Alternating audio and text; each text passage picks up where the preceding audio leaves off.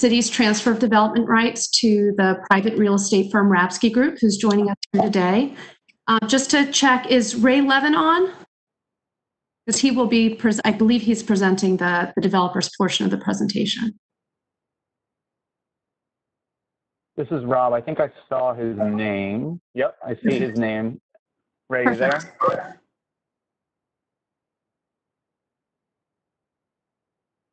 He might be stuck on mute, but I see his name there as well. Great. Perfect. I'll just continue. So the transaction will produce job-generating commercial office in Brooklyn, an outer borough business district. So as we look forward to recovery from the current public health crisis, it's really important to plan for jobs that are close to where people live. So EDC began this project by issuing a request for proposals in 2017 for the sale of development rights from 2 city-owned lots under the Manhattan Bridge, which the New York City Department of Transportation currently uses. So the city saw an opportunity to create commercial office space, to create jobs in accordance with our New York Works plan, using that development potential that otherwise would not have been able to be used on their lots.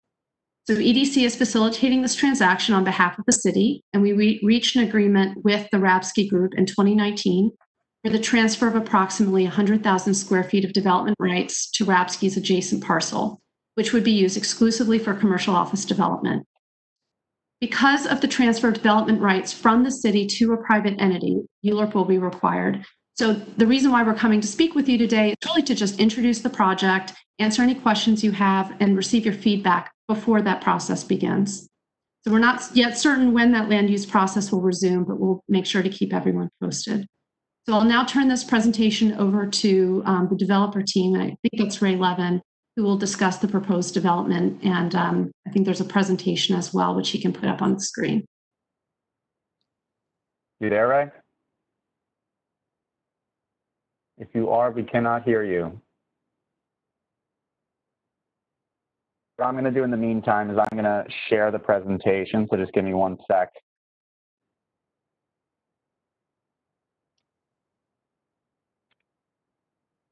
Who is speaking, please? I'm sorry, this is Rob Huberman. Rob Huberman, great, thank you. Spell your name for the secretary, please. Yes. Yes. Hi, Karen. Hey.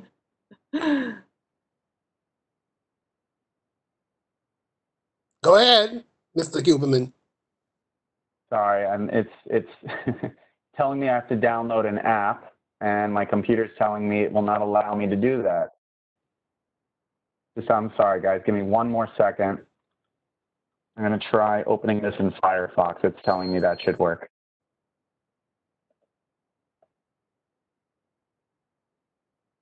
Karen, after this particular presentation, you can pick up, since it's in your neck of the woods in Dumbo.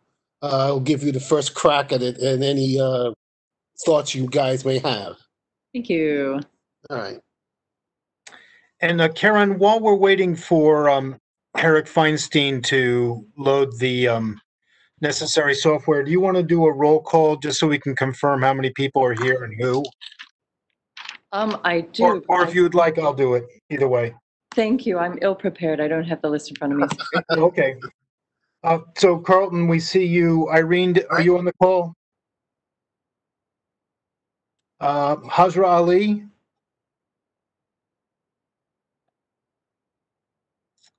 You're going to have to unmute to say yes.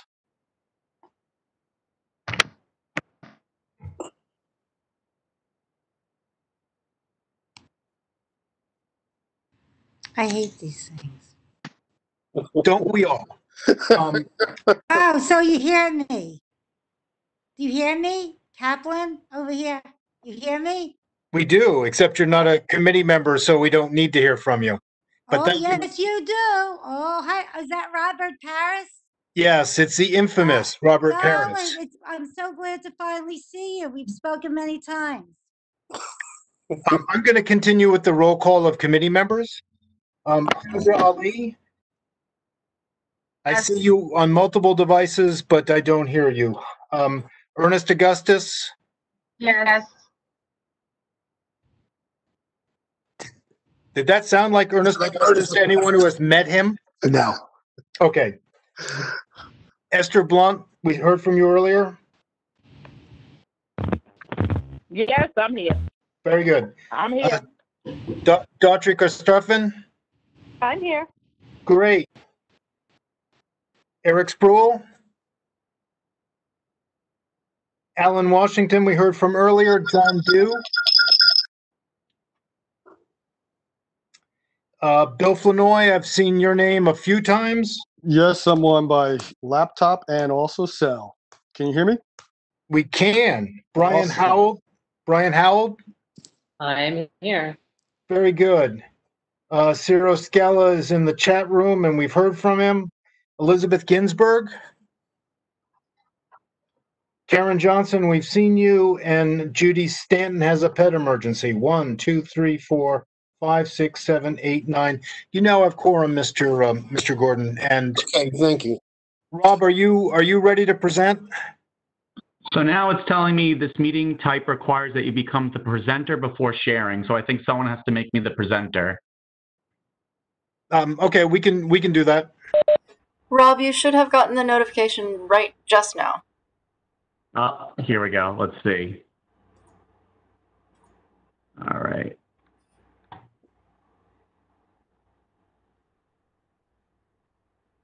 Slowly but surely, guys.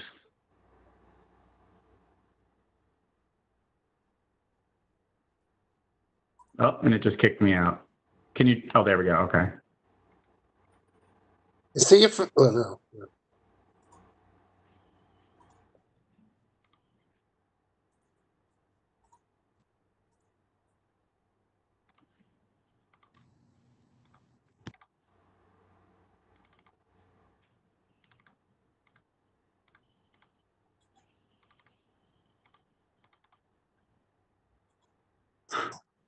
It's saying Firefox will not allow me to access the screen. Is there anyone on EDC side who also has a presentation that can do this? I'll tell you what, can anyone of you on for 69 Ads give at least a summary, perhaps something short, brief, what your intentions are, so at least we can get things moving. Hi, everybody. Christina Rausch. I'm going to try to share my screen right now. So if the developer team wants to start speaking, I can try to pull up the presentation. Fine. I mean, just if we at least get an idea as to what it is you guys have in mind. Sure. So I'll start talking, and Christina, you let me know if you have any luck with the screen sharing, and then we can have the visual component to this. Can everyone hear me? Yes. Okay, great. So this is Rob Huberman. I'm at Herrick Feinstein. Ray may or may not be on here, but he's also with Herrick and part of the project team. As Christina was describing earlier, we have the property here at 69 Adams Street, which is under the Brooklyn Bridge and is generally bound by Adams Street, Front Street, Pearl Street, and York Street. We have been working with EDC, and again, as Christina said, in 2017, there was an RFP issued, which was designated to the Rapsky Group for the transfer of about 98,000 square feet of development rights for office use only. So that's what we're here for. The action that we're seeking is approval of the disposition of that floor area. The building itself, which I'd love to show you, but if I can't, I will describe to you. It's a 26-story building with retail on the cellar floor, lobby space on the first floor, 90 spaces for parking on the second floor. The 3rd through 9th floors would be for the commercial office use, which is what the development rights would be used for. The 10th and 11th floors would be a unique open space for recreation for the residential units, which would be located on the 12th through 26th floors above. So the building in total would have about 250,000 square feet of floor area. Again, 98,000 of that would be from the office. The rest would be from residential. That's what we're seeking from city planning. If this were by comparison an as of right development, we would have the same amount of residential floor area, and the building would essentially be the same height as we're proposing right now. So this really all is kind of focusing on the office component. I see the PowerPoint. I see remnants of the PowerPoint in the background of what I'm looking at. But that's the general gist of it. Do you mind if I ask a question? Go ahead, Karen. So you said as of right, it would have the same height and the same residential. I don't understand that. Sure. So and EDC or anyone else, feel free to chime in whenever. But so the transfer we're talking about is only with regard to office floor area. Sorry, there's a lot of feedback. Can you hear me now? Yeah. Oh, there we go. That's Ray Levin. Yes, I heard somebody. What a pain in the neck. I hope you're not talking about me. All right, I'm sorry. I don't know. It took me a while to get on this website. So I'm not sure where we are in the presentation. Rob, you can continue. Sure. I mean, just to answer the question, the residential floor area is unaffected by the land use actions we're seeking here, the disposition. The residential floor area is the residential floor area. The office is what would be coming in through the city approval. So the height of the building may be a little bit skinnier in the as of right scenario, but it would have the same amount of residential floor area and the same height. But you're putting in how many floors? You're putting in 6 floors of commercial office. So as of right, what is in those? What would occupy the 6 floors? Residential.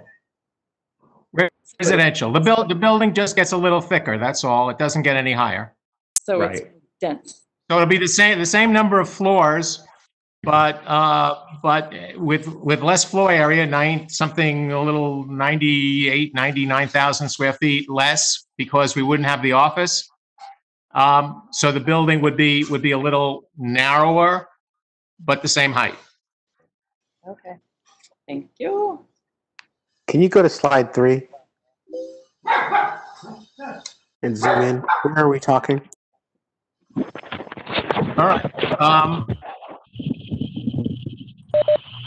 Hi, this is the district office. Christina, would it be possible to click expand screen? Thank you so much. Okay, go ahead. All right. Well, slide 3. Okay. This is Ray Levin again. I'm sorry for joining late. This shows the site, the property that our client owns in blue. The red line shows the outline of the zoning lot, which includes our property plus the city's property, the DOT, that's assigned to DOT. The other property on that block is the Beacon, which was built some years ago and is also 23, it's 23 stories. We're going to be 25. Next. Next slide, please. Thank you. Basically says exactly what I just said. What this does, though, it gives you the square footage of the various lots.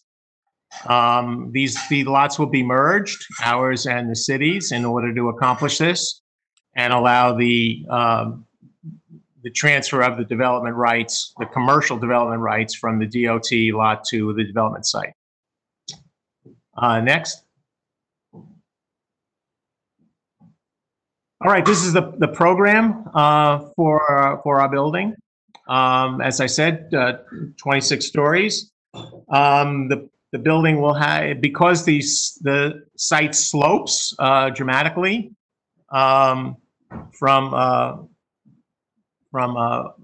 to York.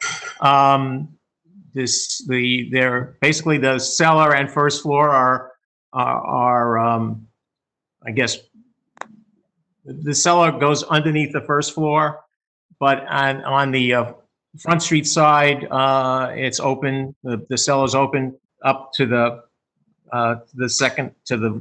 floor, the second floor. It's hard to explain, but on the second and the cellar and first floors are the lobbies and retail space, the entrance to the garage, and that's what's on that level. And on the second floor is the garage for 90 spaces. Whoa.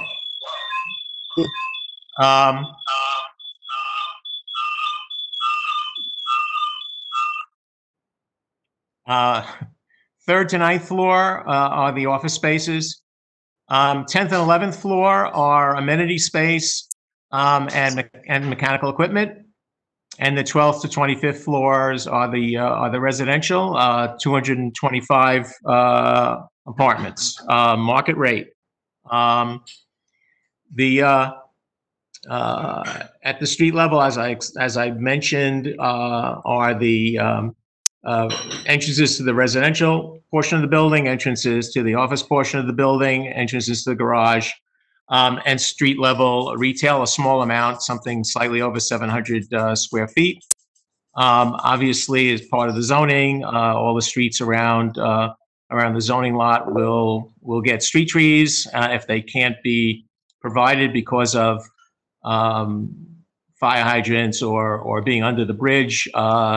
I think we're obligated to contribute to a street fund. Next. Here's what the building's going to look like. As you can see, the sort of tan lower floors are the office floors, and then the sort of inset space between the office and the residential is an amenity space and some mechanical equipment in that area.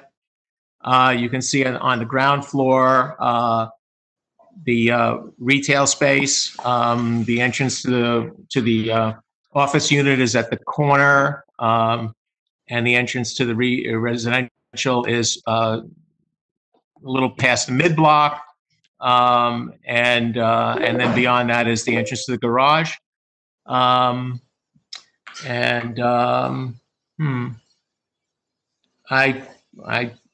think that that describes the building. As we said, what would happen, and answer that question before, you could see how wide the commercial is. What would happen is the building would be the same height, except that basically the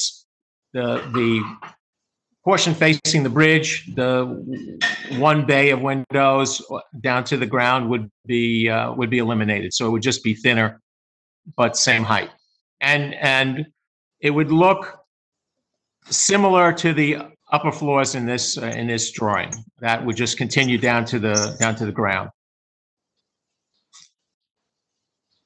Next.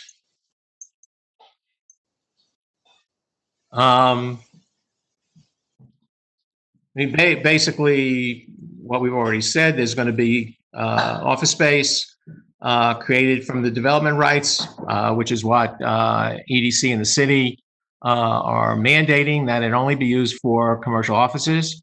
Right now that street, and for many years when it was in Watchtower ownership, there was no street frontages, no transparency, no commercial.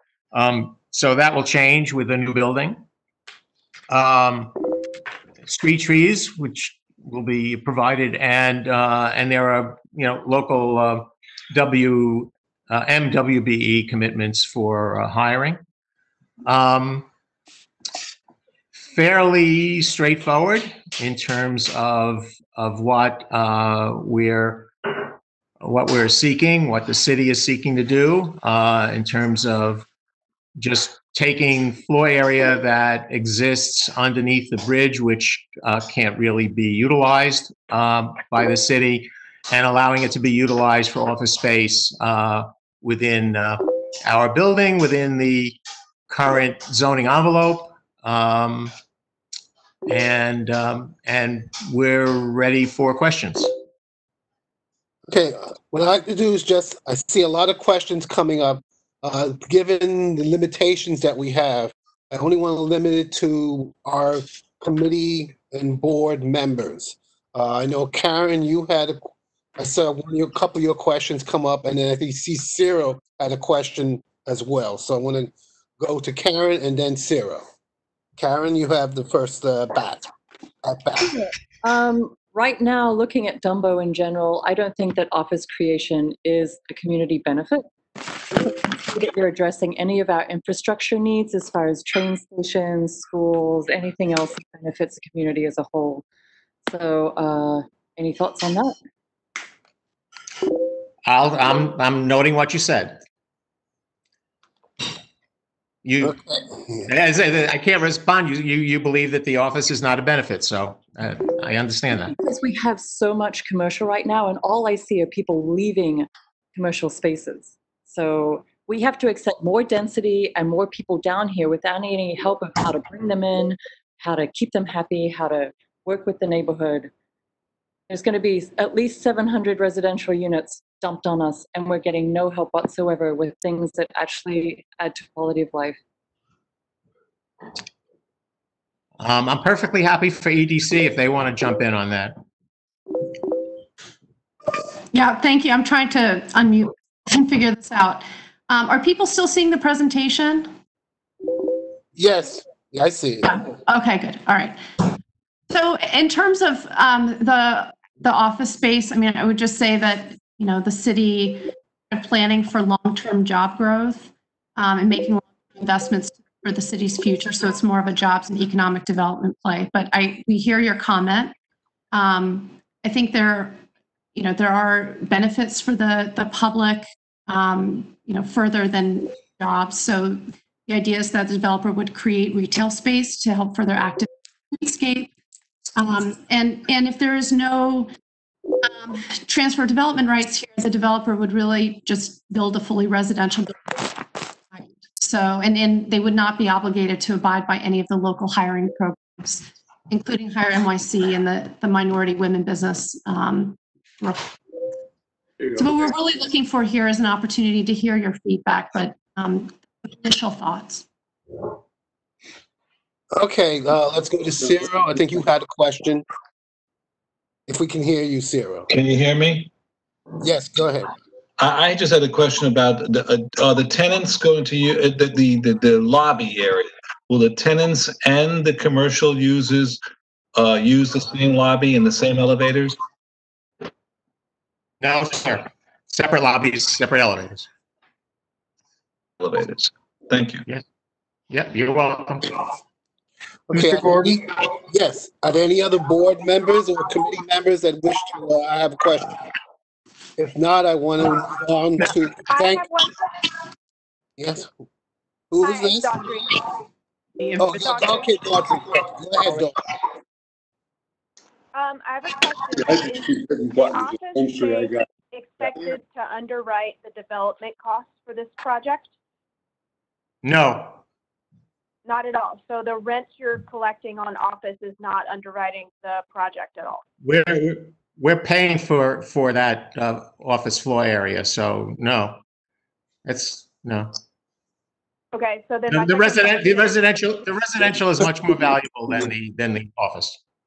Which is, I assume, and you can tell me if I'm putting words in your mouth, I assume that's why you're not providing any affordability whatsoever?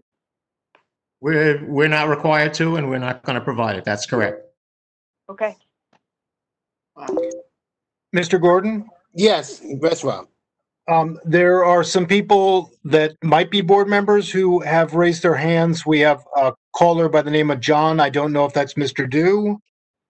We have someone who is ERNES, might be Mr. Augustus. And Ms. Ali has a question as well. Okay. I guess give us the next one, however you. John, are you John Do?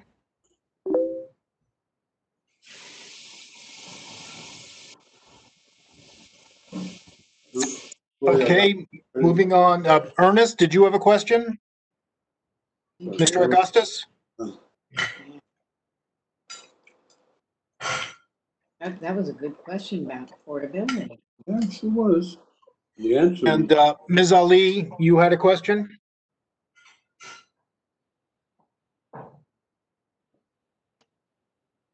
Hi, this is Barbara Zoller-Gringer. I had a quick question. Will any representative who is appearing tonight be at Monday's executive meeting? There are no plans for anyone from tonight's presentation to be at the executive committee meeting. This item is not for board vote at this time. Oh, okay. Thank you. Yeah, this was just an information presentation for the committee, for our committee and anybody else who, you know, is listening. That's all it is. We're not taking any votes on it at this time. Oh, okay. Thanks, Carlton. Just for clarification, at some point, there will be a ULURP application for the disposition of city-owned property. All ULURP applications are currently being held due to the coronavirus and city planning's not being sure how to handle applications in a virtual environment. And neither am I. I seem not to be able to know how to handle it either. Ray, we're always happy to see you, Ray, because you always bring a sense of humor. Are these units rental or? Karen, go ahead. Yeah. Are the units rentals or condos? At this point, given the environment, I have no idea. Okay. Mr. Chair, this is Bill Flinoy. May I speak? Yes, I'll go after Bill. Okay. Thank you. So the only reason why we may even see this in front of ULURP is because of the city property. Other than city property, you have as a right to build the way you want to build it. Otherwise, because of the city property part of it, that's why you're coming to ULURP, and that's the only part that we're going to be discussing. Is that correct? That's correct. That's correct. It's whether you want the office space incorporated into this building or whether it'll just be a straight residential building. And obviously the city gets, we buy those development right from the city, so the city gets a benefit, a cash benefit, and we end up building a little more square footage with office space. Saying basically a building is going up, it's just what type of building is going up. It's whether it's just pure residential or a mixed use building. That's correct. Thank you. Quick question on parking. Are any of the 90 parking spaces dedicated to the office uses, or are they all residential? The 90 spaces are, I'm trying to, I believe they're a mixture. Rob, do you know the answer to that? They're all residential. They're all residential. Okay. Mr. Gordon, this is Mr. Washington. Yeah, okay, go ahead. Don't want to take too much time, but I echo Ms. Johnson's concerns about the infrastructure piece. I know we're just talking about additional commercial density, but we've got a transit and other infrastructure issues in Dumbo, and I just think that should be noted.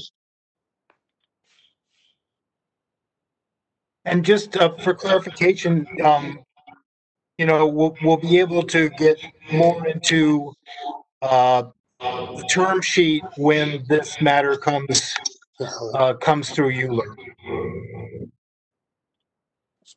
Yes, thank you. Thank everybody. At this time, I'd like to move on to the rest of the agenda that we have, or at least we even start the agenda. But I thank the presentation. We do have a lot of people waiting for us, or at least several people waiting to make their applications. So I'd like to, at this point, move on to the rest of the meeting. Mr. Gordon? Yeah, yes. Mr. Washington, could you just, for people who are not speaking, if you could just put yourselves on mute. There's someone right now that's got a lot of background. It makes it really difficult for us all to hear. Thank you. Yes, and I will state that that was one of the things that we're going to state at the beginning. And I guess, well, at this time, I'm still formally starting the meeting. and thank everybody for, I say coming, but being on this, conference thing. And you are being recorded. So I should let that be known that everybody will be recorded in addition to Karen Johnson, who will be taking the minutes as well. She's doing the best she can under these very tough circumstances. Okay, let's get started. I think everybody's seeing the agenda. I need a couple of people just to give us a motion to approve the agenda. Motion to approve, Bill Flinoy.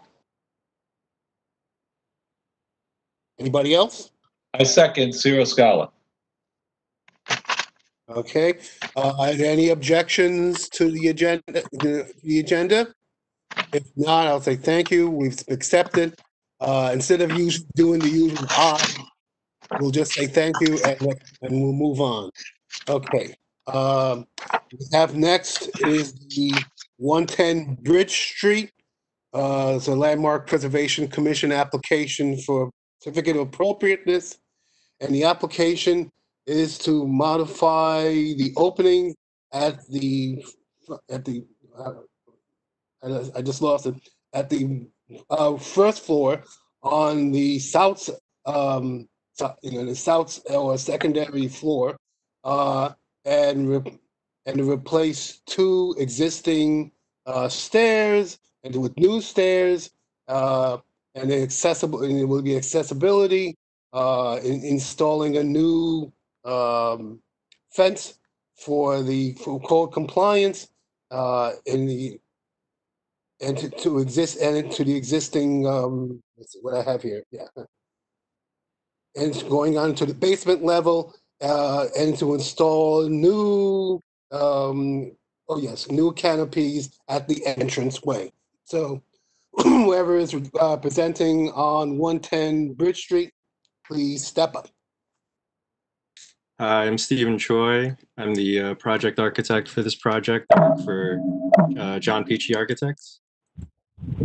Just going to share. Karen, do you have his name?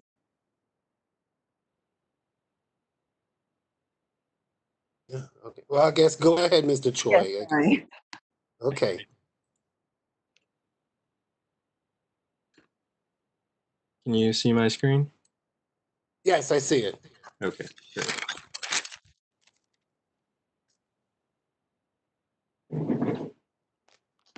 So the building is 110 Bridge Street. It's also known as the Thompson Meter Company Building and later the New York Eskimo Pie Corporation Building. Like you said, our application is for work at the first floor of the south facade off of Bridge Street, and work includes modifications to the entrances, replacement of two existing stairs, replacing them with new stairs and an accessibility platform lift, installing new canopies over the redesigned entrances, and installing a safety railing for an exterior stair to the cellar. So the building's located in Dumbo. This is the tax block here. This is the property lot. All of this surrounding area is public space. And this is a subway station here and the Brooklyn Queens Expressway going over the block. Like I said, the application is for work on the south facade. This is the area of work here.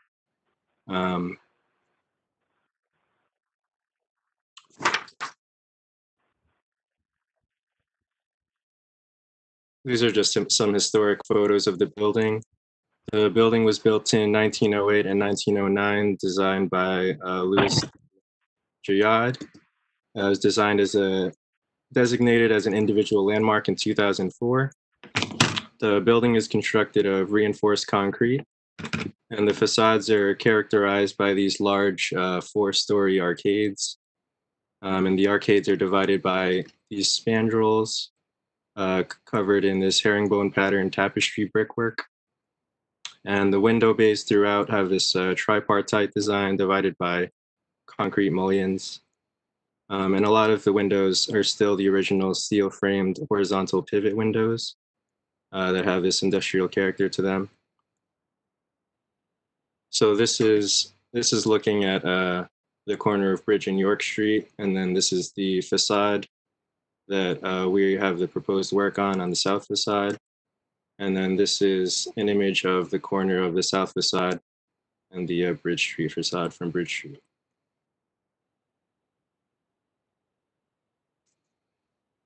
So these are just some current photos. This is the south facade looking across the park. This is the west area of work. So the building is historically a manufacturing building. The old C of O, certificate of occupancy, was for manufacturing use throughout the 4 floors. Currently, the first floor is to remain manufacturing. The second and third floors are being converted to school use, and then the 4th floor has existing residential use. So this is currently a loading dock for the manufacturing on the 1st floor, and the entrance to that loading dock. Our proposal is to convert this to an elevator lobby for the school and residential use. And then this is the area where the exterior stair is, that's going to have that safety railing. And then this is an existing entrance for the 1st floor manufacturing that's also going to be replaced. So here's just an overview of the facade. Like I said, this is the existing loading dock area, the existing manufacturing entrance, and this exterior stair down to the cellar that's going to have a fence here. So here's that proposed fence, the new stair on the manufacturing side, the new stair on this side, and then the canopy that's going to be installed above. And then, like I said, we're also installing a handicap accessibility lift that's required for code compliance to get to the elevator lobby. And here's just some renderings of the existing and proposed. So all of the materials, this is going to be a masonry wall finished with stucco, and that's going to match the existing stucco color of the building facade. All of the metalwork for the fence, for the steel for the canopy, and the new entrances are going to match the existing window colors. So this is just a close-up view of the conversion of the loading dock to the lobby. So you can see this is the existing loading dock. This rolling gate is going to get removed. This entrance to the stair is going to be replaced. This entrance is going to be replaced. This stair gets replaced. And so these are all the new additions. This is the ADA lift, as I said. So we are moving the loading dock for the manufacturing to another location, but one of the residential tenants still requires some loading use. So this door is actually just going to be a folding glass wall that's going to be openable so they can continue to use that for loading. And here's an elevation of those additions. So you can see the new entrance here, a tripartite folding wall. This is a solid masonry wall with a stucco finish and a stone coping.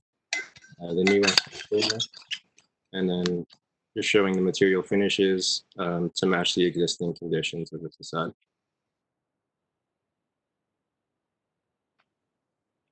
Here's just a couple sections. So you can see all of the handicap lift and the steps are all hidden behind this masonry wall, so none of that is in sight. And then this is the steel, the new canopy, which is made of steel and glass.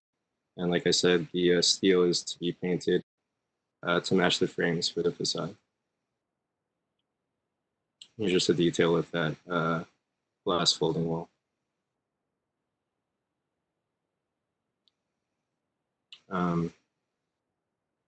And here's just some images again of that area.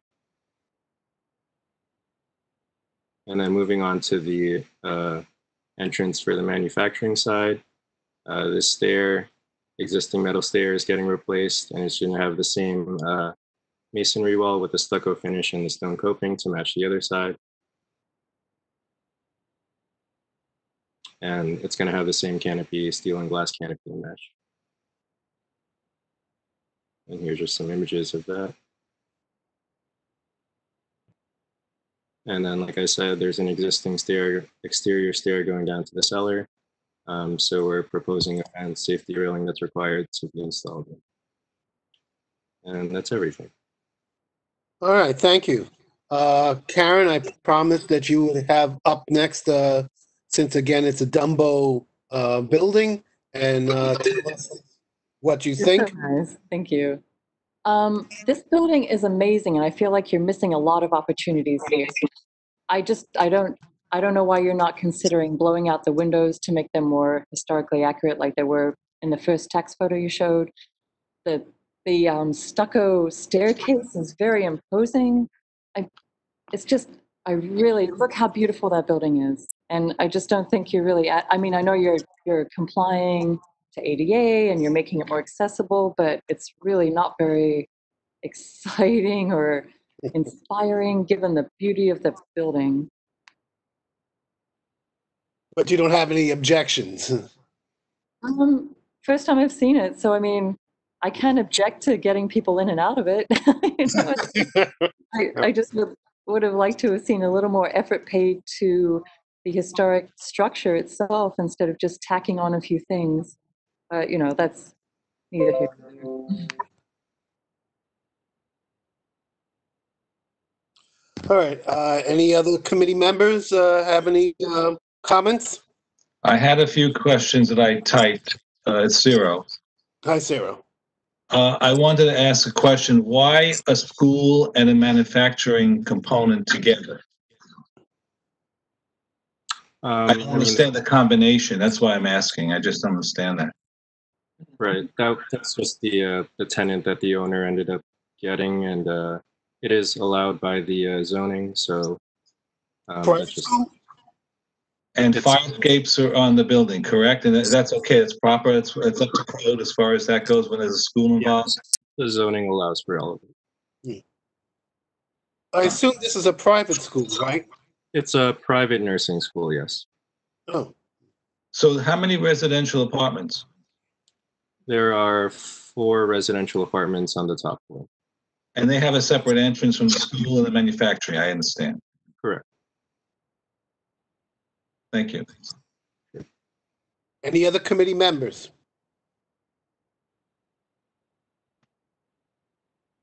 All right, hearing none, I'll take a motion to approve in a second.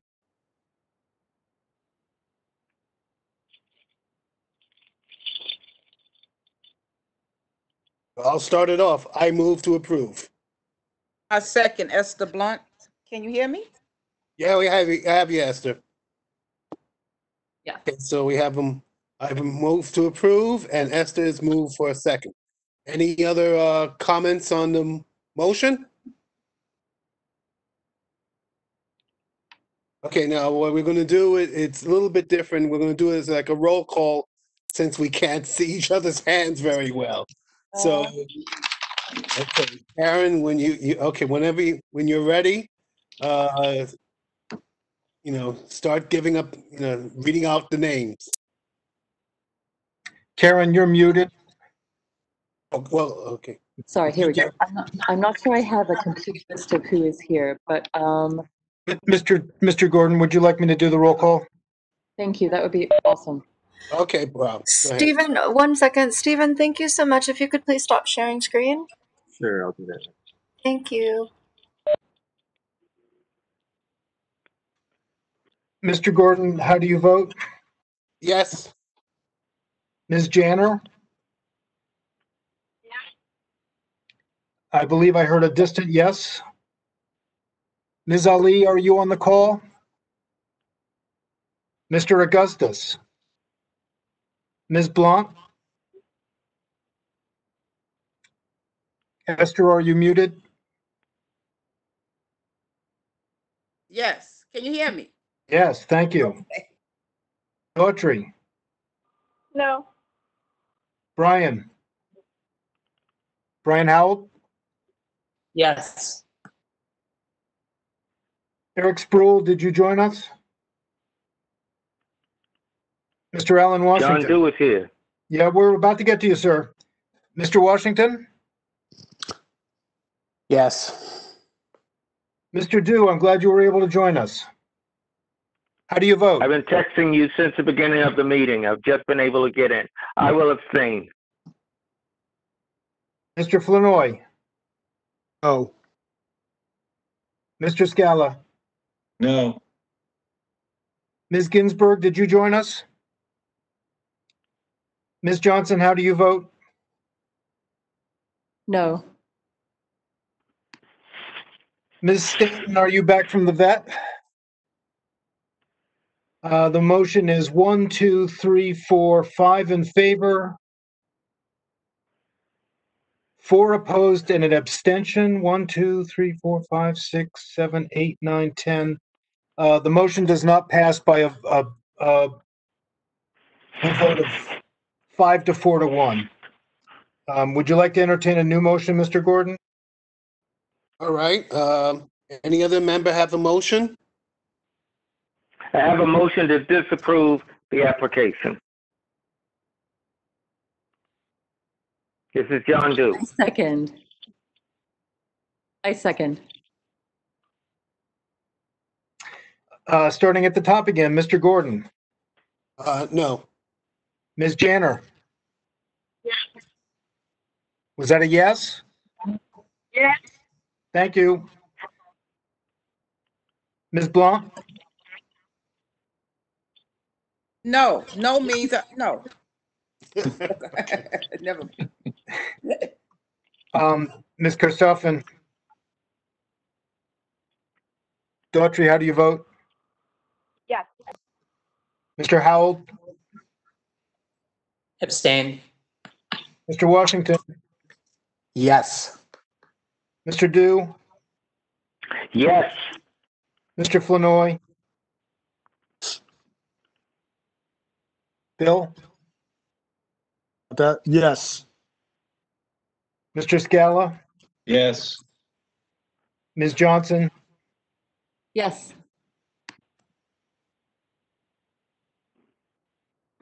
7 votes in favor, 2 noes, 1 abstention. The motion to recommend disapproval passes. Okay, thank you. We'll move on to the next item, which is 69 Greene Street, which is a petition for revocable consent, which means basically that the property owner wishes to do something on what we call the public highway, or in this case, the walkway or the sidewalk, and they're doing a stoop work basically coming from their building.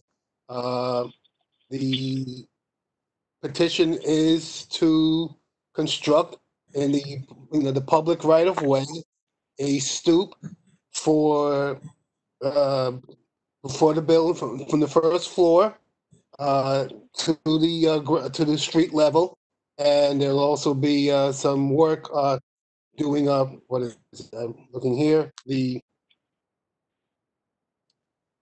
There'll be work with the bluestone and for part of the work at the sidewalk, and there'll also be a box for the garbage to be placed in, as well as some kind of work on the fencing. So it'll be work basically on the sidewalk. It's going onto what is the city's or our property, and it could be revoked. But right now they're asking for the city to allow the work to be going on to the public thoroughfare, so to speak. And whoever is ready, please come up and present. Yes. Hi. My name is Kevin Kehler from Eric Safyan Architects. Let me share my screen real quick. 1 second. Content. No, it's this one. Here it is. So this is a project for revocable consent for 69 Greene, located between Adeline and Clinton Street in Fort Greene. Quick background on the project. Right now, the project is basically a vacant lot, which is this part right here, if you can see where I'm pointing on the screen. There was originally building from the 1860s there, but it was torn down in 2015. And quick background on things, it was torn down by a previous owner, and they had gotten a petition to rebuild the building in 2015 by Landmarks, but then they kind of decided to sell the property. So we've just been working with Landmarks to rebuild the building as it was approved by Landmarks and as presented to you back in 2015. But as of what we're here today is we're seeking the revocable consent, which would be the stoop area with paving. There's an area that's planted and a stair down to the cellar. So you can see the existing condition of the neighboring building at 67 Greene and the kind of the other spaces within the zone. If you can to the next page. Sorry. Oh, there's. So this is the existing condition between 67 Greene and 71 Greene. Both of them were built within the 67 Greene was actually built in 2012. And then 67 Greene was built in 2012, and 67 Greene is basically almost complete now. Both of them had kind of gotten revocable consent. We're trying to kind of complete the neighborhood and fill in this project. So this would be the proposed with us, like this would be the stoop up to the first floor, small few steps down to the garden level apartment, and then another stair down to the cellar. And this would be a planting area right here, which would hide the garbage cans from the residents. This is also background. The building is also a two-family residence with the primary residents living on the upper floors and the lower floor being a rental unit. You can kind of see the difference between existing proposed, and for this fence, this is actually matching the original 1860s fence from Landmarks. So we want them to have recreate that as part of the project as well. Oops, sorry. So this is kind of showing a section, so you can kind of see more. This is the upper story. You can see beyond. It's a more modernist railing on 71, but we are going back and actually matching the 1860s railings on ours for the stoop. And you can kind of see where the step back, and then this is actually a stair going all the way down to the side.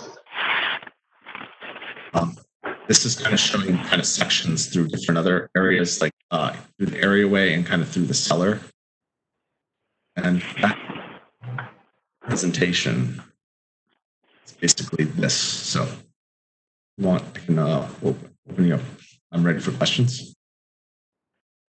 Okay, thank you. Any questions from committee members, board members? Yes. Ciro's here. Did you get all your neighbors to did we, this is probably for the chairman, did we get any sort of letters or anything from the neighbors as far as if we do the requirements that we asked when someone does renovation? I did not. I am not aware of it. I don't know if Rob has received it, if the office has received it.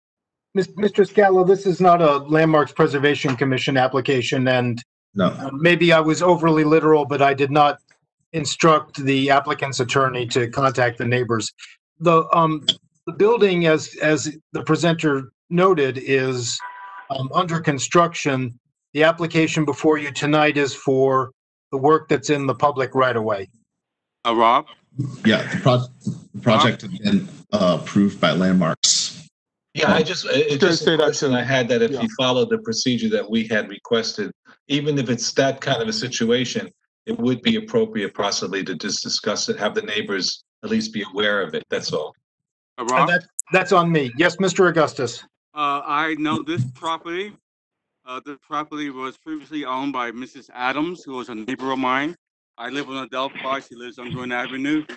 But the architect presented is basically a restoration of that site. The stoop did come down. She currently had a revocable consent, because I remember the staircase coming down to the street, and with the yard gate being restored. Basically, he's just copying the building over again. This building was initially Tom, I can't think of his name now. He had bought out landmark preservation and the building department, but he tried to save the building, but he had to take it down. But it's just a brownstone. But the steps did come down to the sidewalk. I remember that distinctly because I've been in the house. So Ernest, I have a question. My question is, there are houses on either side of this proposed application. Do they have the same treatment of the revocable sidewalks? Those are new construction. I think the new one tried to fit the stoop within the yard. It doesn't really match up. The new one that's been built, the one that's adjacent to it, I think I had to look at it again. But both buildings have revocable consent because the property line is at the base of the building. Yes, yeah. So 71 Greene had gotten revocable consent within the last 3 years, and that's the new one. Yeah, and then 69 Greene or 67 Greene consent back in 2012. Yeah. So they're all lined up. Hello, this is Bill Flournoy. Can I have a comment, please? Go ahead, Bill. Okay, so what we're looking at is LPC's already approved the work that has been proposed. All we're looking at right now is just to give them the revocable trust. Revocable trust that's also been consent. Consent. Yes. Okay. Thank you very much. What we're looking at basically is you just want the revocable consent that you've gotten from both of your neighboring tenants or buildings. Is that correct? Yes. So can I make a motion? I have no problem. I'd like to make a motion to approve the application. And I can second it? Daughtry. Yes, Daughtry. I'll second it. Okay. Okay, we can pick one, Karen. Okay, we have a motion to approve and it's been seconded. Any further comments, questions?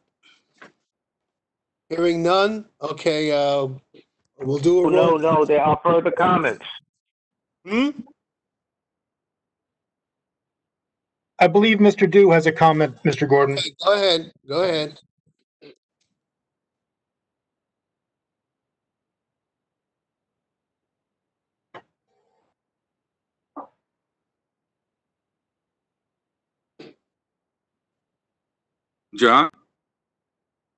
John, your mic is muted. Very good. Is that better now? You're good to go.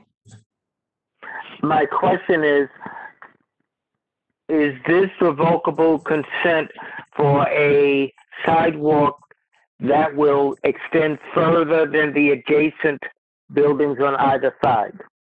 No. It's matching the adjacent buildings. Okay. It's creating what had been there in the original 1860s building. I got that piece. Yes. Okay. That answers my question. Thank you. Ms. Ali, do you have a question? Yes, I'm not sure if you heard me when I said yes for the previous vote.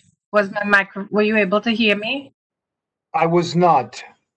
That was on the motion to disapprove 110. No, the first motion to approve. No, the motion to approve, because I didn't hear you call back my name. Okay, so you voted in favor then?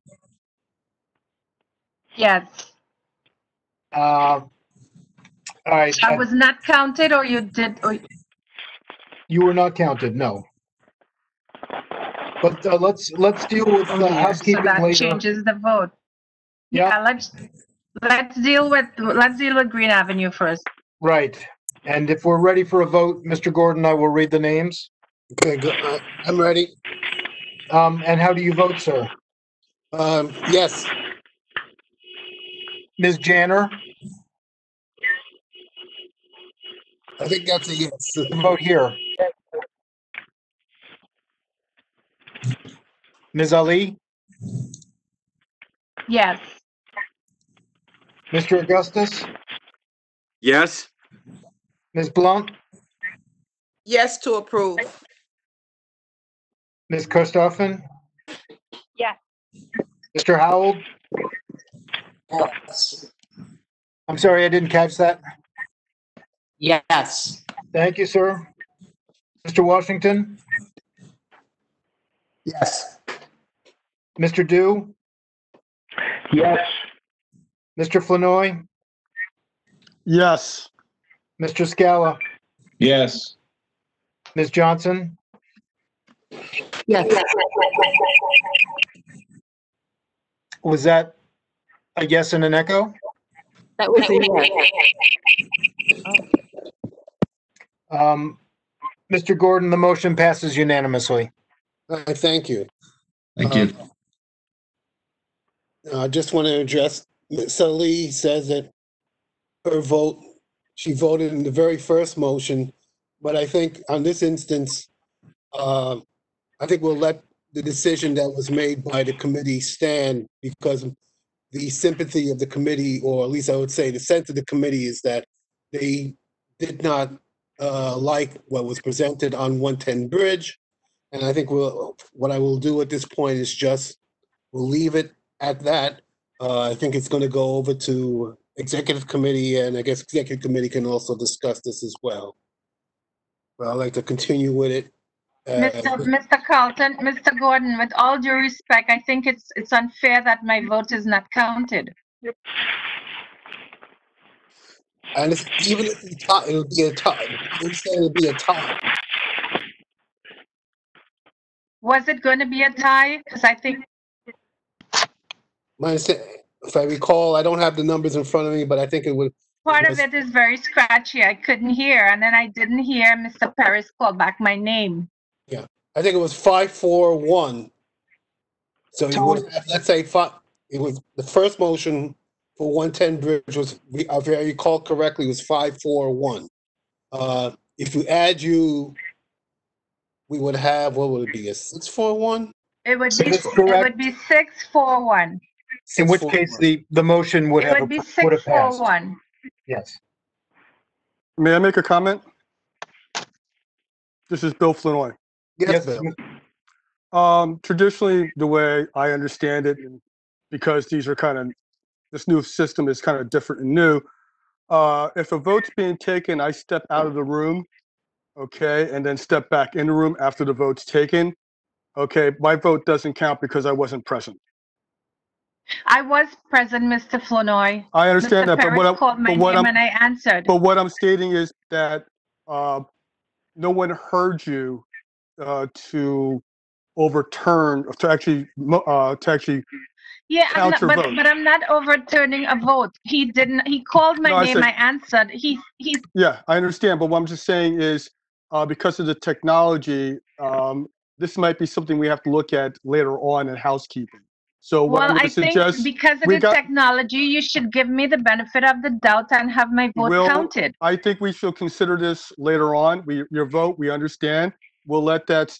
We voted. We understand. Your vote didn't count. We'll take a look at this later on. Let's move on with the committee meeting. We understand what your vote was. Thank you.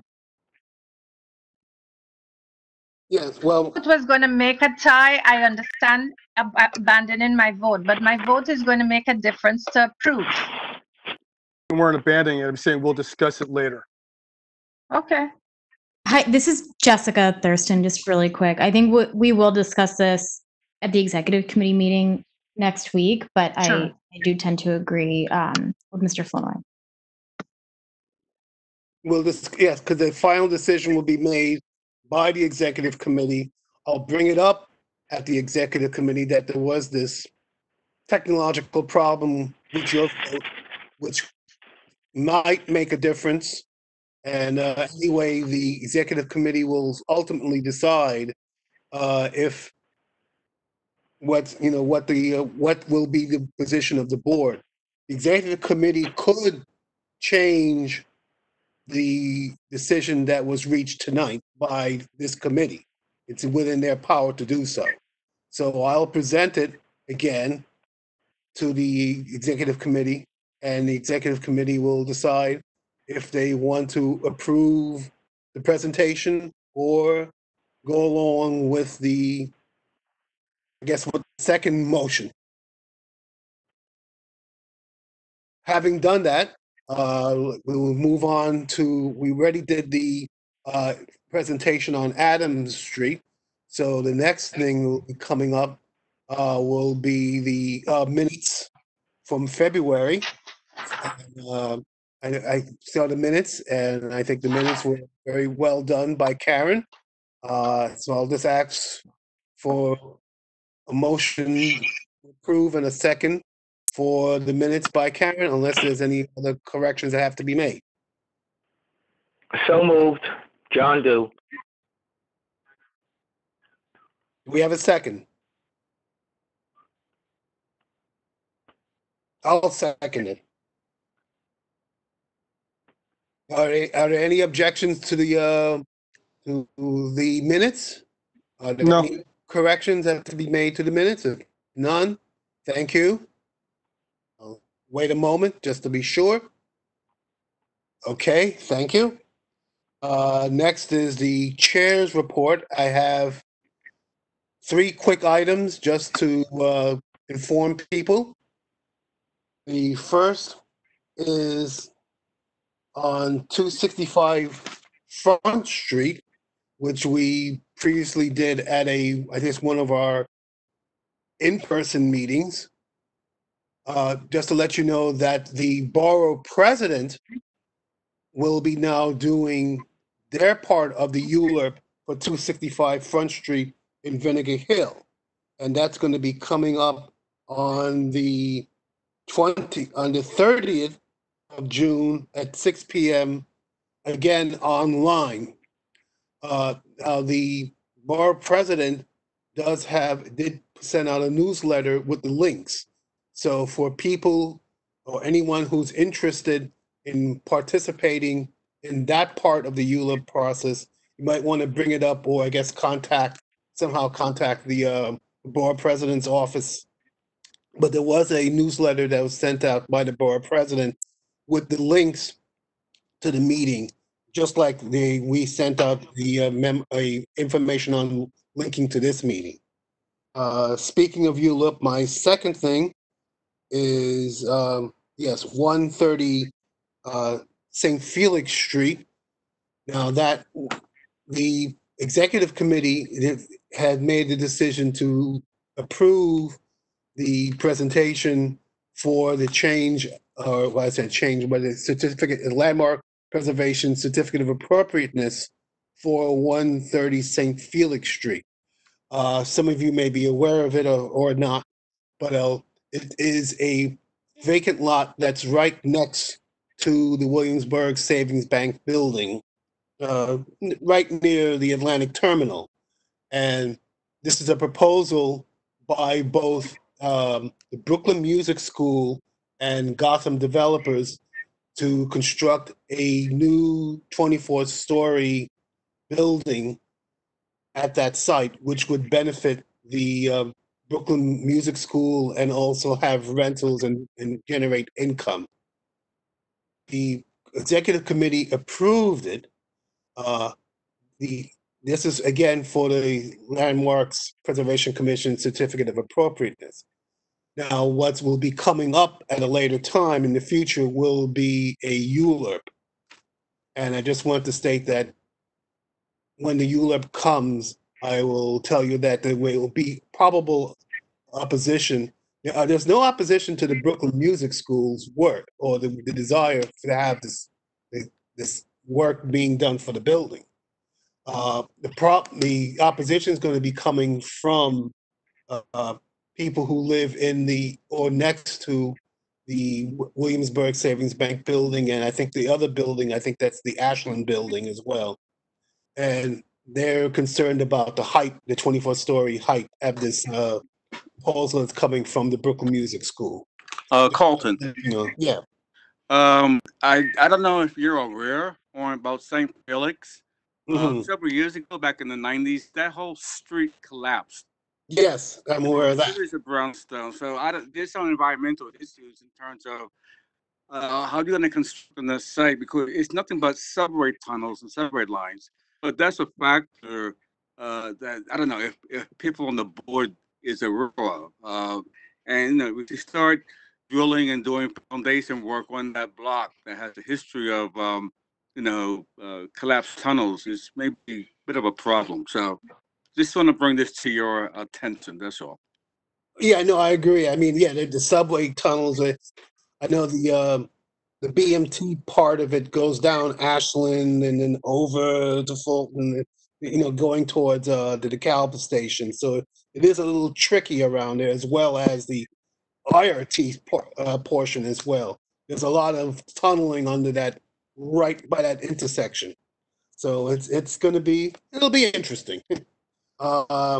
Just also, you may want to know that 1 Flatbush Avenue, which is a new building right by Flatbush and Fulton, has been sold to Goldman Sachs for $57 million. And just wanted to throw that out there. All right. Having done that, we have the open session for people who wish to speak. If there are people who wish to speak. Mr. Gordon, someone named Henry has had his hand up for quite a long time, and also someone named Evo. And I don't know whether it is an accident or not, but Ms. Ali has a hand raised as well. Well, I'll go to Ms. Ali first, since she's a committee member. No, my hand raised was to bring attention to the issue we discussed. I should have taken it down. We will follow up on that. Thank you for bringing that to our attention. Okay, thank you. Okay. All right, so I guess Henry. Okay, and we'll stick our 2-minute rule on this. So Mr. Gordon, I do have a comment after you finish the public set. Well, I'll tell you what. Why don't you do it right now, John? Okay. We have submitted a request for the city to study lots of the infrastructure around all of these developments. This is our opportunity with this building to get the city involved in structuring and giving us some validation of the plumbing, the electric, all the things that go into these buildings that we have never gotten a report on, the infrastructure that supports all of these buildings, whether it's plumbing or whatever. We need to begin that process. This building adjacent to the Williamsburg Savings Bank is a wonderful opportunity for us to begin looking at the infrastructure. There has to be city agencies that are familiar with this. And Mr. Augustus is correct. Ashland Place was every facade collapsed and had to be, or somehow got cracked. And for years, you had to walk on planks to walk down Ashland Place while they rebuilt the facades on every building. Supposedly, that block was on an empty cavern tunnel that had begun to collapse. So we have not gotten any reports on anything subsequent to the repair of that. It's time for us to begin looking at that infrastructure.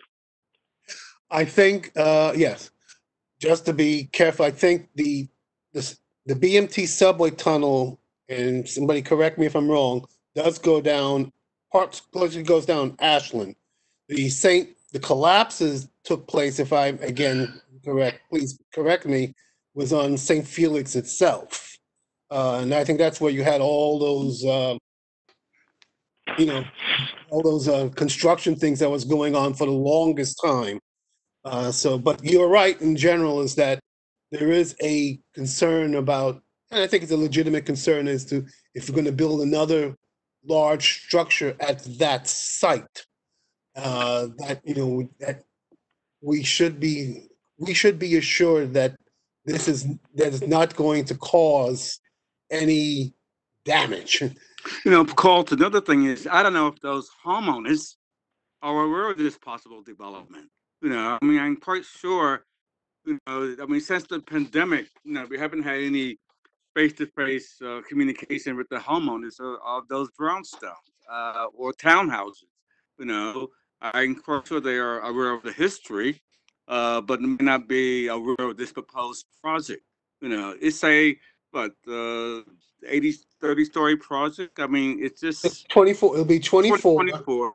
But yeah, I would say it's right now. Well, the people who are in the larger buildings seem to know, so the word is out, and it's an interesting situation because almost everybody who came to us, even with concerns, all said, yes, we love the Brooklyn Music School, and we want to support it. I mean, the income most of the income will be derived from this transaction, I guess, and development would be going to the Brooklyn Music School. And Music School would be getting additional space and additional places for the work that they're doing and for the kids to learn music. So but it's not only the Brooklyn Music School that's at play. It's the Handsome Place Methodist Church that may come into play at the same time. As I'm vaguely aware, and Edwina Glasgow could tell you because she's a member of that church, how you have predatory developers lusting after that property now, and I don't know how that's going to play out. That whole corner is in play.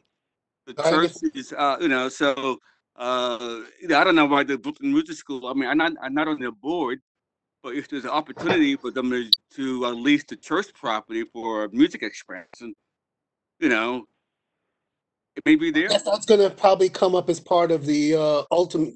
The next step will be the ULURP, and that's going to be part of it, and that's the things that they're going to have to address. Yeah, because I know that the church was concerned about. There's a beautiful stained glass window in the sanctuary that would be potentially harmful. Yeah. What I like to do is to move on to what we promised the non-board members, non-committee members voice in the open. So I'd like to go on. I guess Rob had lined up a person named Henry.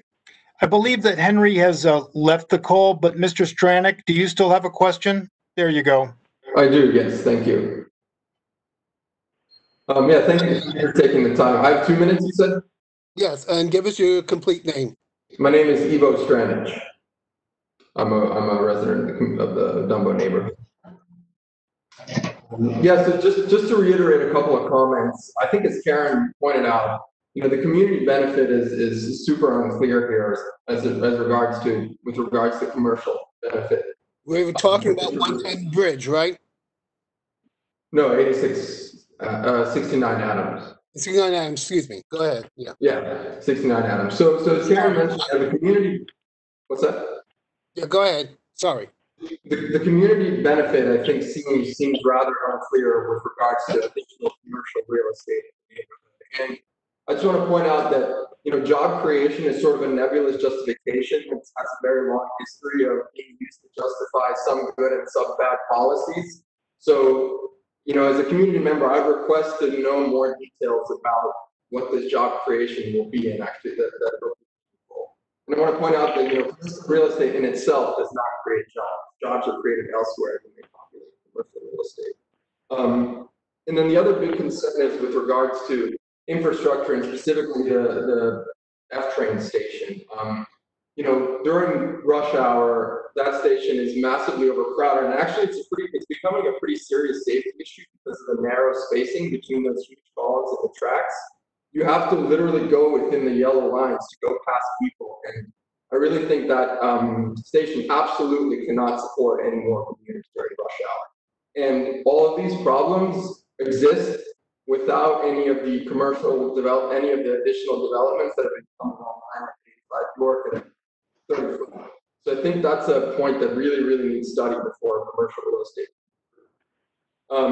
And then lastly, the building shape with and without this additional 98,000 square feet is very unclear, and I think the developers are glossing over, how large that difference is, because obviously it's in their interest for the public to think that it's going to be the same with and without the space. I absolutely don't believe that, so I request that next time they present on this building, they show more detail, either some sort of renderings or floor plans of like what the building looks like before and what it would look like after, so that we actually know and understand what the magnitude of the difference would be. Thank you for the time. Thank you, Mr. Stranik. Yeah, I would say definitely on the York Street one, the York Street F train station does concern me a lot also. Sometimes I do visit over that way, and I come climbing out of that hilly ramp going up, especially around, let's say, 6 p.m. And it's not only more difficult when you're climbing out, when there's almost seems like to be 1,000 people coming down the ramp at the same time. And that's always been something that I know I personally have been concerned about. So I am agreeing with you on that point as well. That's something the York Street station is something that has to be really looked at by the powers that be, given its current. Now, right now, there isn't as much use of it because not as much use of the subways, but at some point that's going to come back and we have to look at that. Are there any other open session people who wish to speak for a couple of minutes at the open session?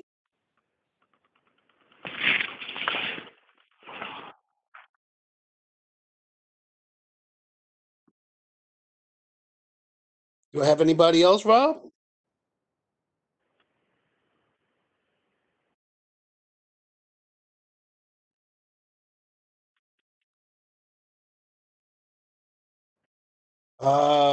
I see a Sandeep. Sharla says he has his hand up. That's in the chat section. Yes, this is Sandeep Chawla. Okay, you have 2 minutes.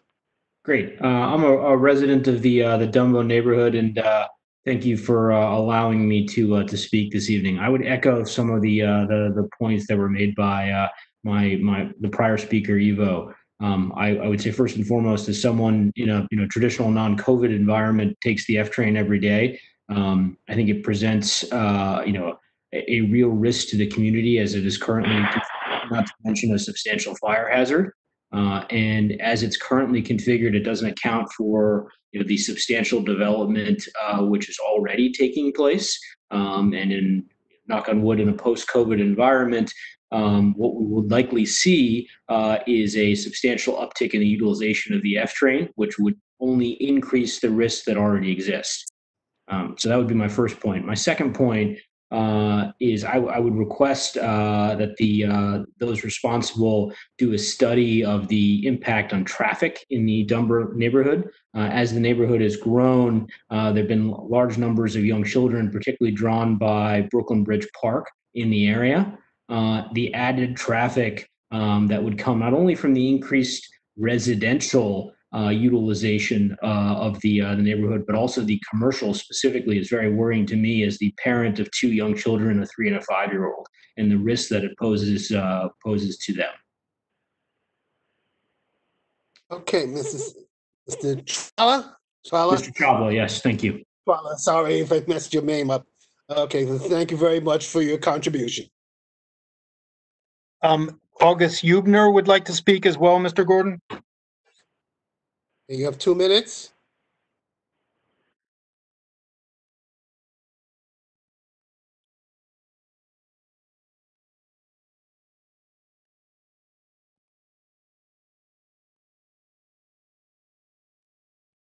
Mr. Huebner, you are muted. August, you're currently... Oh. There you go. August, go ahead and speak, please. Okay, we can see, August, we can see that you're...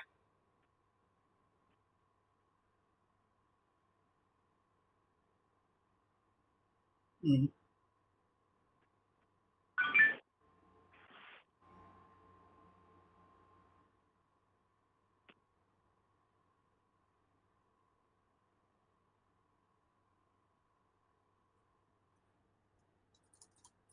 And now Mr. Hubner is, he says, I would like to ask about the usage of the DOT land under the bridge. Not the presenter. I am the district manager for Community Board 2. I work for the board, but I am familiar with the project. DOT would continue to utilize the space. What the Economic Development Corporation proposes is to sell most of the development rights, which are development rights that are not usable because there's a bridge overhead. Sell most of the development rights to the adjacent property, that's 69 Adams Street, and retain a small amount of development rights in case DOT wanted to construct a shop of some sort at some time in the future. I hope that answers the question. And Mr. Hubner thanks us in the chat room. Okay, I see that also. Any others? I think we're done, Mr. Gordon. Okay, thank you. I guess the last item is other business. Mr. Gordon? Yes. Do you hear me? Yes. Under other business, with all that is happening with the COVID and this mass exodus of folk from New York, whether temporary or permanent and the like, and all this construction that has taken place and the construction that is currently scheduled, including what we proposed to vote on tonight, we need to begin to take a look at the impact on all the development, but specifically the residential development. My guess is that the partnership might have some of this information on what is happening in all these buildings, the occupancy, the impacts, what their projections are going forward. So rather than it catch up with us, if we can take a look at it and have a ongoing discussion about what is happening downtown Brooklyn. As a matter of fact, I did bring that up at the exec meeting when we were discussing the property and the discussion. I mentioned the fact that there probably will be pressure on housing because of the exodus, and we may actually see affordable housing because of that, truly affordable housing. So, yeah, I think that is definitely an issue, and I did bring that up at the exec meeting already. Okay, well, yeah, I would just say we need a next step. Yeah, I was going to even take the if you're coming at it from the other way, is that as you can see, we are still building a lot of high-end housing and a lot of high-end retail, but it's mainly the high-end housing is either being built at this time or is going to be proposed. And I think we should consider not only is this stuff going to be occupied? Will this be of any use if people start going elsewhere who would have taken let's say occupancy, either buying or renting the high-end housing, high-end retail that the people who are doing developments in our area, especially along Flatbush Avenue, will that continue? I mean, that's something that I've noticed, here and there, one person here, one person there, loading up the U-Haul. We've seen all the stories of people who have gone out, let's say, to their second home. Some people have just left altogether because of the uncertainty of things going on at this time. So I think most of us are going to be around here for the foreseeable future. I don't think any of us have any second homes out in the east end of Long Island. So I think, we'll be here. I think most of us will be here, but there is, I think there's a big area of concern on that, and that's something that I have been concerned. Mr. Chairman. We'll see. Mr. Chairman, it's Zero. Yes. Getting back to discussing the affordable housing issue, I think I may be mistaken, but Bill had quite a few months ago talked about some sort of in-depth study on affordable housing and the way it has been proportioned. I don't know if I have my facts together, but I remember there was discussion about it and how it could be much more equalized. It seems to be that, is that any discussion there, Bill? Is that something that is happening? Are we talking about that anymore? Well, Cyril, my whole point now was that this all may happen organically without us having to do any input whatsoever. That's what I just mentioned. That's what I was trying to say. Prices, rents may come down organically just simply because of the points we were just making, which is there's an exodus. Yeah, I know that. I just would love to see something in an ordinance or documented to make sure, we're going to live through a whole series of moving out and moving in. Many of us have seen it happen before. And I just was wondering if it could be put in law, because as I understand it, I could be totally wrong. We look at Westchester County and lump it into the city. I think that's what you had mentioned. And I was wondering, is that going to still continue? It's an issue that, correct me if I'm wrong, Robert, that has to be done in Albany. We can't do it in the city or as far as doing anything with the AMI. That has to be something that has to be moved at the Albany. And that's my point. Maybe the committee should be thinking about that. Sorry? It's a federal level. It's set by HUD. Yeah, exactly. I know what it is. I think I got the point that it's a federal level. That doesn't mean that we shouldn't put our voice in and try in this day of renewal and looking at what's going on today. It may be something for the community board to look at again and maybe voice its opinion. I know it's just an opinion, but something to put on paper that we would like to see that changed. That's all. I'm not saying we're voting on it or that. It's just something that I think should be acknowledged, and how we are looking at everything, rightfully so. We should look at that again, and maybe it is at the federal level, but maybe our federal representatives should go ahead and make the change. Just a question. Sure, if I could just add to that, because that's a very good point. We've talked about that a lot.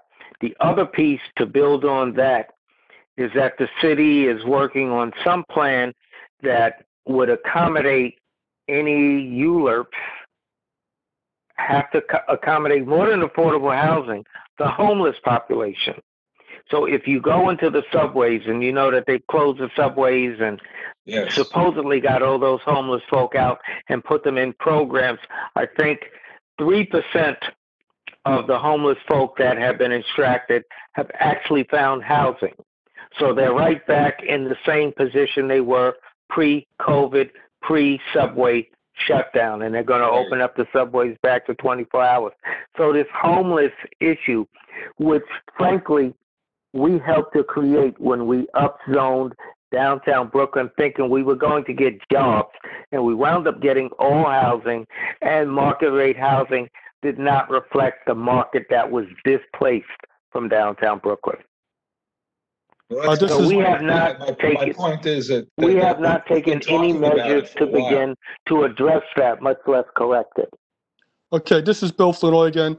I was at the CLS bid the other day, and one of the things that was discussed was some of the residential housing in the bid are actually now have the homeless in their facilities. Okay, so some of the homeless have been moved to some of the vacant facilities in the area already in the bid. Well, I think that's a good point, Bill. Is there any way we can get specifics on where they are and how many have been accommodated? We could probably find out the information. I don't know if it's a permanent situation or just a temporary situation, because, but I can look into it. Yeah, we have all kinds of temporary conditions, but the problem is a permanent problem. So, to whatever that gets to my extent. point. I don't want to belabor the point. It just gets to my point that I know the discussion we've been talking about it for quite a while, and I applaud Bill for getting involved and trying to make something out of it. But I still feel that in this time, we should be looking at renewing or reviewing the situation of affordable housing. And I don't understand it from my own personal level, why Westchester can still be in there and our representatives haven't made something of it. That's all I can say. I don't know if we can do anything about it, but I think it's something that's very, very interesting to me to see how that could be piled in. So to Mr. Dew's point about action items, I wonder if one thing we could do is at least try to document the proposed projects, what they are, what they're proposing, whether it's affordable, what kind of affordability it is, and whether it includes the homeless set-aside, which is what was referred to earlier. And Yeah, that's correct. If we can do that, then the next question would be, how can we leverage those proposals and the people who are asking us for things to do better? So I think maybe an action item might be, I mean, this is kind of a big action item, but to try to start to document all the applications that are in our community board. And we get those notifications from the DOB, or we did, all the permit applications that are filed within our district. The question is, can we take it to the next level to better understand what those permit applications are proposing, and then thirdly, try to analyze what we can do to try to make it better. Of course, the trick is we can only do what's brought to us.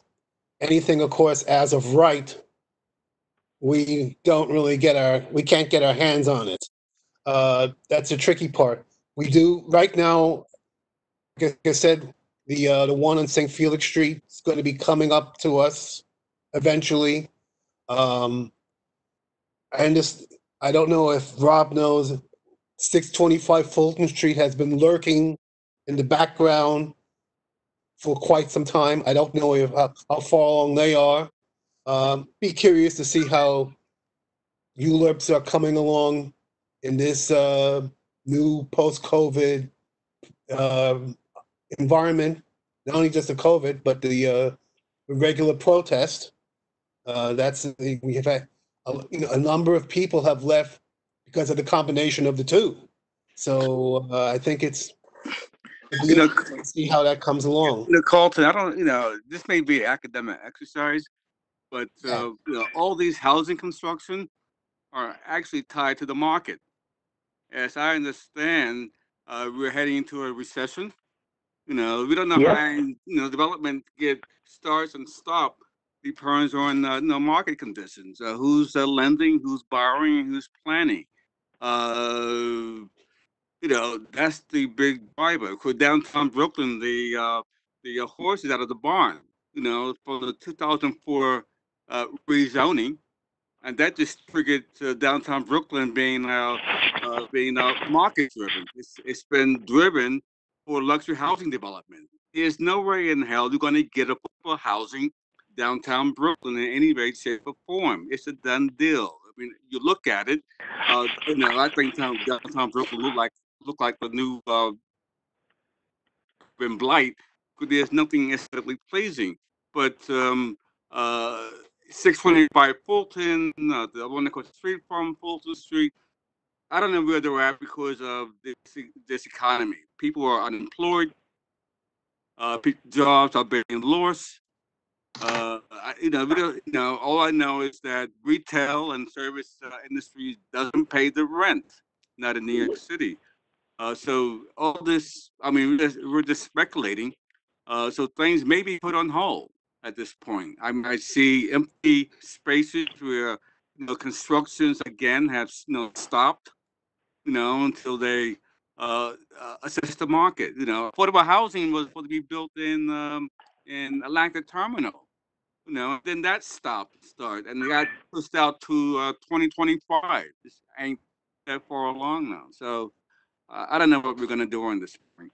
Well, the one thing I would say, Mr. Augustus, I agree that we don't know what we're going to do, but we don't have basic information on everything that is going on.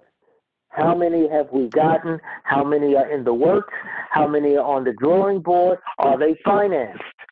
And so we need to get a handle on this as it is happening. We need to be able to track what is happening in downtown Brooklyn. We currently don't have a mechanism for tracking anything. We deal with these ULURPs on a one-to-one basis. We don't have a big picture. We need to get a big picture, and then we need to, at some point, consider getting our elected officials involved. But we got to know what it is that we want to ask them to do. I don't think we know any of that yet. I will say that over by my way, let's say by around juniors, there is a lot, they've resumed a lot of work. There's the building that went up, it's that next to the old Dime Savings Bank building, that work is resumed. They're constructing like crazy. And I don't know how many people are aware that there's a huge building right behind Long Island University that took part of the athletic field, and it's gone up, and it's going up like crazy right now. So there is activity. What will happen once these buildings are completed and open for business and open to try to get people to come and use them, to live in them or to work in them or whatever, that is another question. I think we've done a good job. Unless there's really some other point, I'd like to thank everybody and ask for motion to adjourn. Second. Okay. Is there any objection? I think everybody did a good job. This crazy technology. I will again. I have to, since this. I just learned that since we have the an executive committee meeting on Monday. I wasn't aware of it, but now I am. So I guess I'll bring, when I have to present for the situation on 110 Bridge, I will bring that up, and I'll thank Karen for all the work that she's done on this as well. Good night, everybody. Stay safe. Okay. I take it there's no objection to the. Yes. Yes. Okay.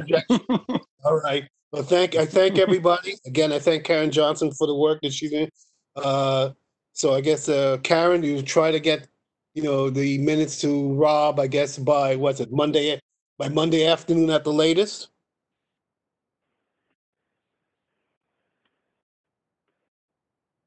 Anybody?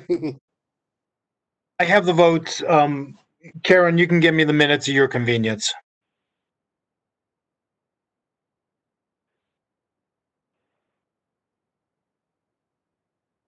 Okay, so that's and I can all right. So we're not wedded to it, and I can give my information as well. Okay, thank you. I guess thank you, everybody. Good night. Good night. Good night. Thank you.